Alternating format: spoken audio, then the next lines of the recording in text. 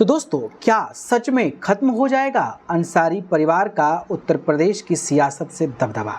क्या अब अंसारी परिवार जो है नहीं लड़ पाएगा चुनाव? क्या अब मुख्तार अंसारी यानी कि अंसारी परिवार का विरासत नहीं बच पाएगा? ऐसे सवाल जो है कहीं ना कहीं उत्तर प्रदेश की सियासत में गूंजने लगे हैं, जिसके बारे में आज हम आपको पूरी जानकारी बताने वाले हैं। नमस्कार, मेरा नाम पिंटू सिंह यादव है और आप सभी का न्यूज़ लाइव में स्वागत करते हैं।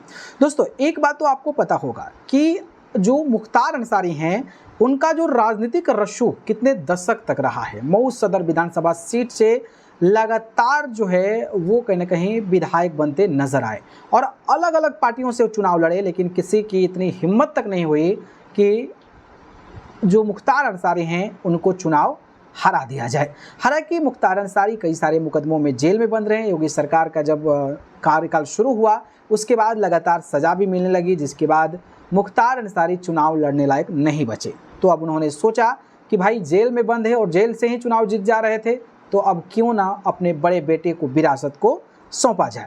विरासत को सौंपा गया और 2022 के विधानसभा चुनाव में समाजवादी पार्टी और सुभाषपा के अलायंस दल जो गठबंधन का हिस्सा था, वहां पर जो है अब्बास अंसारी को टिकट मिलता है और सुभाषपा के टिकट पर अब्बास अंसारी चुनाव लड़ते हैं और अब्बास अंसारी चुनाव जीत जाते हैं, जिससे अंसारी परिवार का जो रसूख है वो कहीं ना कहीं बच जाता है और अब्बास अंसारी की पूरे उत्तर प्रदेश की सियासत में चर्चा होने लगती है। लेकिन ये चर्चा ज़्यादा दिन तक नहीं चलती है। योगी सरकार है भैया, तो पुलिस के हत्थे अब्बास अंसारी भी चढ़ जाते हैं। और रही बात तो भड़काऊ भाषण के मामले के अलावा और भी कई सारे मामलों में मुकदमा दर्ज होता है और अब्बास अंसारी को सलाखों के पीछे भेज दिया जाता है। लेकिन अभी का जो सिचुएशन है वो सिचुएशन ये है कि अब्बास अंसारी की कुर्सी चली गई है।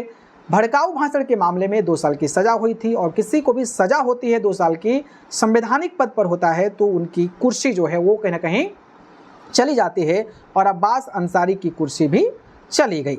अब जब अब्बास अंसारी की कुर्सी चली गई तो सवाल ये था कि भाई बाईपोल तो इलेक्शन होगा, तो बाईपोल इलेक्शन में कौन लड़ेगा? तो सबसे ज़्यादा अगर किसी की चर्चा हो रही थी तो वो हो रही थी उमर अंसारी की। उमर अंसारी लड़ेंगे। उमर अंसारी लगातार दौरा भी कर रहे थे, युवाओं में काफ़ी ज़्यादा फेमस भी हैं और अपने भाषणों को लेकर काफ़ी ज़्यादा सुर्खियों में भी बने रहते हैं। लेकिन एन उपचुनाव से पहले उमर अंसारी को भी बड़ा झटका लग गया। अचानक से पुलिस ने लखनऊ जो विधायक आवास से अब्बास अंसारी का वहाँ से उठा ले गई और उठाने के बाद पता चला कि अब्बास अंसारी के जो छोटे भाई उमर अंसारी हैं वो कहीं ना कहीं फर्जी तरीके से साइन किए थे अपनी माता अफनसा अंसारी का, जिसकी वजह से उनको गिरफ्तार कर लिया गया। हालांकि वो जो है अभी हिरासत में है। न्यायिक हिरासत में 14 दिन का होता है, उसके बाद जेल भेजा जाएगा, नहीं भेजा जाएगा।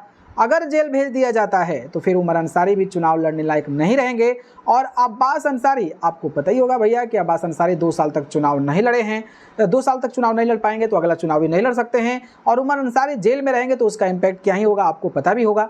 तो ये बात कहीं ना कहीं सामने आ रही है। ऊपर से आपको पता होगा कि अफनसा अंसारी जो मुख्तार अंसारी की पत्नी है वो लगातार फरार चल रही हैं, तो मुख्तार अंसारी इस दुनिया में नहीं है। तो 3 लोगों का तो पत्ता ऐसे ही कट गया। उमर अंसारी को जो चांस था कि भाई लड़ेंगे, लोगों के बीच एक्टिव थे, सक्रियत दिखा रहे थे, लेकिन उन पर भी कहीं ना कहीं ये मामला दर्ज हो गया और हो सकता है कि उनको जेल भेजा जाए। अब रही बात निकात की, जो अब्बास अंसारी की पत्नी है, तो उन पर भी कई सारे मुकदमे दर्ज हैं और इन्हीं सारी चीज़ों को लेकर चर्चाएं ये हो रही है कि क्या सच में कहीं ना कहीं अंसारी परिवार का विरासत ना खत्म हो जाए?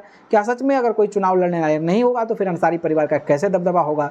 और इसको लेकर लगातार चर्चा हो रही है, तो मुझे लगा आपको बताना चाहिए। बाकी आप लोगों को क्या लगता है क्या अंसारी परिवार का दबदबा बच पाएगा? क्या उमर अंसारी को जेल नहीं भेजा जाएगा? और क्या इन सारी चीज़ों को करने में सरकार का कितना बड़ा हाथ है? इस पर अपनी राय बताइए।